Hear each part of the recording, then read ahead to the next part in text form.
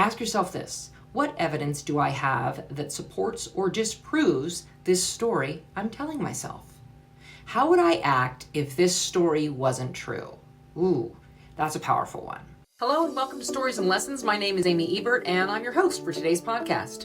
Welcome back to this series, All Things Storytelling. Today we're diving into something big, the stories we tell ourselves. Are they lifting you up or are they keeping you stuck? Because here's the truth. Whether you realize it or not, the narrative running through your mind has a massive impact on how you show up, especially on camera, but also in life.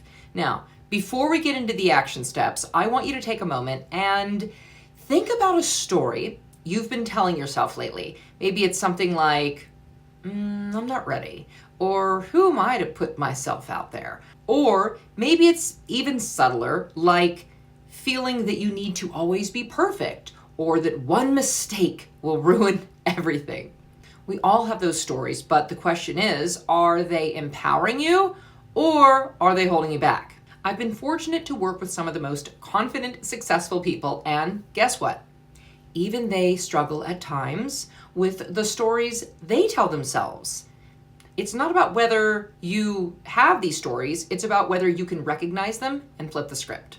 By the end of today's episode, I'm going to show you exactly how to identify those disempowering stories and replace them with the ones that fuel your confidence and success. And here's the thing. This gears you up for the fun and insightful quiz that I'm putting together as we speak. It's going to reveal what your on-camera personality says about you, and believe me, the results are eye-opening. Stick around till the end of this episode for more details. Sound good? Now, let's get into it. The first action step today is to catch the narrative. We can't change something we aren't aware of, right? Not consciously anyway. The stories we tell ourselves are often running in our subconscious mind on autopilot, so the first step is awareness. For the next 24 hours, all right, I got an assignment for you.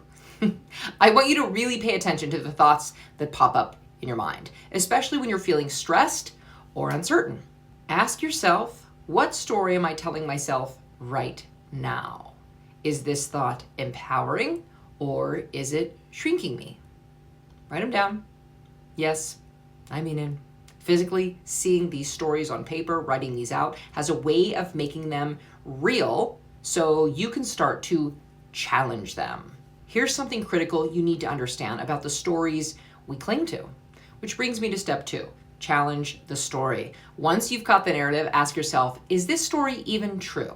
And another great question to ask yourself, actually, I learned this one from an acting coach of mine, is this thought mine or someone else's?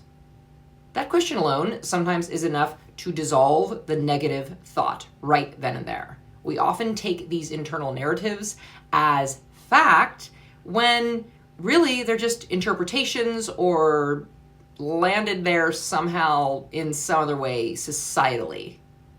Or they landed there somehow in some other way that we just picked up in the air somewhere. Here's a quick example. A client of mine, let's call her Sarah, protecting the innocent, used to tell herself the story that her voice wasn't as important as those big gurus up on the top of the mountain, leading her to shy away from putting her expertise on camera. She felt like stepping into the spotlight meant she was being too much, or that people would think she was full of herself. She'd even avoid video calls because she thought people would judge her appearance, her voice, and a litany of other things. But here's the kicker. When we challenged that story and got feedback from people around her, the truth was they loved her authenticity and needed the gifts she offers. They didn't want to buy from the guru on the hill, they wanted to buy from her. She didn't need to be polished or perfect, just needed to show up in a way that was truly her. Ask yourself this: what evidence do I have that supports or disproves this story I'm telling myself? How would I act if this story wasn't true? Ooh, that's a powerful one. Let's reiterate that one. How would I act if this story wasn't true, right? If those negative stories we tell ourselves aren't true, how would we act then? In the next step, I'm going to show you how to flip that script into something that propels you forward, and we'll also touch on how you can use this method to supercharge presenting your expertise on camera with confidence. Step 3.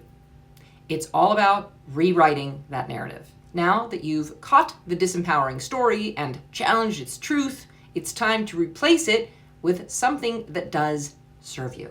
All right, let's go back to Sarah. Once she saw that her story wasn't true, we replaced it with, people connect with my authenticity, and that's why I succeed. Suddenly her approach to video shifted. She stopped overthinking her appearance and started showing up as her real, confident self, as the expert in her niche. What story could you replace today that will help you show up as the best version of yourself?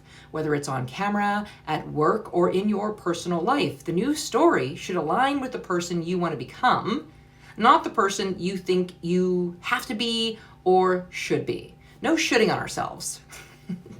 Now, if you're thinking, okay, Amy, I'm catching the narrative, I'm challenging it, but how do I make sure this new story sticks? That's exactly what I'll be sharing with you in next week's episode. There's a simple yet powerful technique to embed these new narratives into your daily routine. So make sure to tune in. In the meantime, if you're ready to dive deeper into the stories shaping your on-camera personality, head over to 10xoncamera.com and get on the list for my fun upcoming quiz. It's going to reveal some incredible insights into how you're showing up on camera, and trust me, the results will surprise you. I'm really excited for you to see what you discover. Thanks for showing up, and remember, the stories you tell yourself are your choice, so let's make them empowering ones, shall we? Having said that, thank you for listening to today's podcast. If you got value from what we've provided, why not spread the love by sharing this episode with someone? Subscribe to or follow the show so you never miss an episode, and give us a positive 5-star review or a thumbs up, depending on which platform you're currently on. For more stories and lessons, check out some of my other episodes in the series. Thank you for showing up, and be well.